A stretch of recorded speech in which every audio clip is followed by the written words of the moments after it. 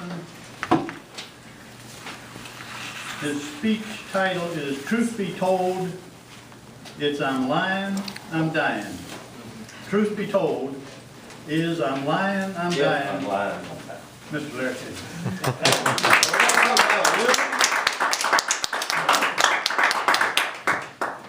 Thank you, Mr. Contest Master, fellow Toastmasters, and honored guests. My name is Larry Stephenson, and I have the objective tonight of entertaining y'all. I don't necessarily try to make you laugh, but I want to entertain you. And one of the things that I found out last week was it's official that I'm famous. The only problem is I'm the only one that knows it. I'm lying, if I'm lying, I'm dying. I had to take my grandson, he's 10 years old, his name is Tucker, to the doctor the other day, and after we got out of the doctor's office, took him over to the school. And I wasn't thinking that, it's been so long since I've been to elementary school. I pulled up, all of a sudden I realized I got to go inside. You know, used to, we just let them out. So I looked at Tucker and I said, Tucker, do I need to comb my hair? And Tucker looked at me and said, Granddaddy, I can't tell whether your hair is combed or not. It always looks the same. And it's not going to be long before I think you're going to need a wig. If I'm lying, I'm lying. It's a true story. How many of y'all have ever seen a $50,000 leather jacket? Not very many, right? Well, I've got one right here. Believe it or not, there's a place down in Louisiana, and it's called the Land of the Midnight Sun. And every time you spend $50,000 in that place, they give you a leather jacket just like this. We'll put it right here, sort of keep an eye on it. It's warm and it's heavy. You know, you can't wear it unless it's really cold. Well, while I was visiting the House of the Midnight Sun, I met this blonde-headed Indian woman. I'd never seen a blonde-headed Indian woman before. She was beautiful. She won a lot of beauty contests. They named a book after her. I married her. We've been married a long time. She taught me how to do the American Indian brave horny dance. Now this is a dance that's sort of kept secret among the American Indian women, because if an American Indian woman sees a brave or any man doing this dance, they become uncontrollably attracted to them. So my wife, she didn't have to, but she taught me how to do that dance so that I would always be able to make her happy and I would always be attractive to her. Now I'm going to give y'all a little demonstration, just a little bit. But before I do, I need to make this announcement. If any of you females in here got any American Indian blood in you, I suggest you close your eyes. It's going to get really embarrassing. All right, here we go.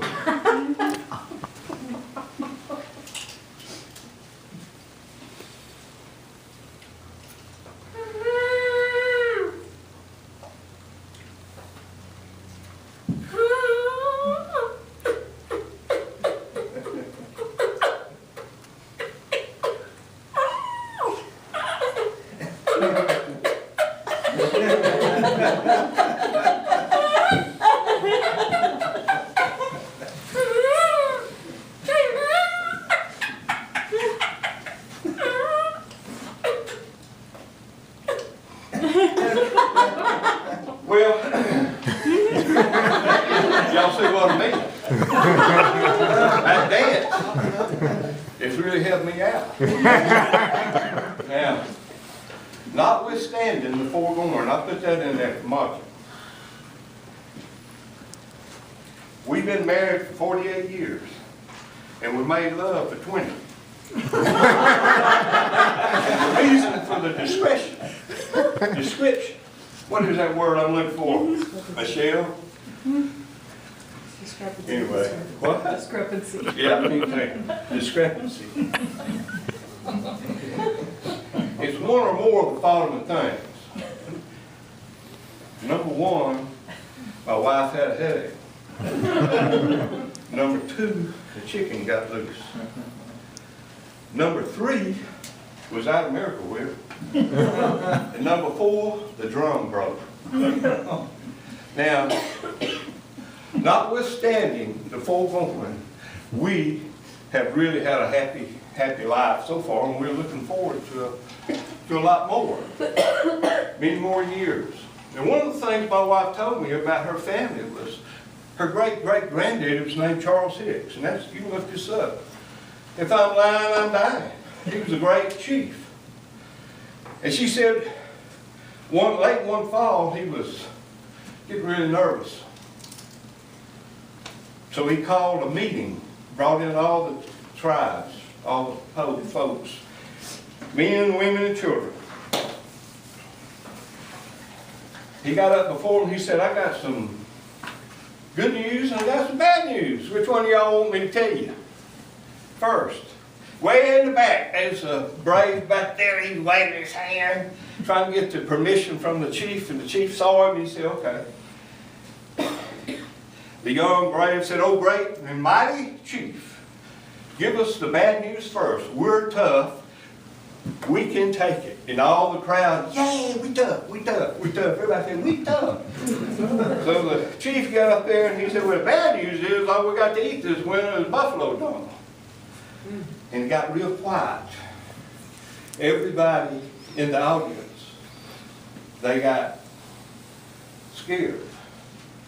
They was afraid that they was going to be hungry this winter. Back there in the back, same brave, he was waving his hand. The chief recognized him. He got up, he said, oh great and mighty chief, you've given us the bad news, what's the good news? And the chief said, well, we've got lots of it. That's the good news. Just a contest. Thank y'all.